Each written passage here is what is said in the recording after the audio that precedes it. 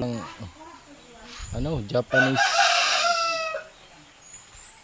Japanese turtle. Yan nakauli tayo ng Japanese turtle mga idol. Yan talas ng ngipin mga idol.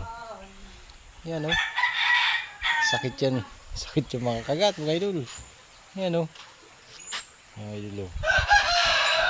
Sakit yung mga kagat mga idol. Tingnan yung mga idol, Japanese turtle. Ubuhian natin sa fish pond natin mga idol para dumami.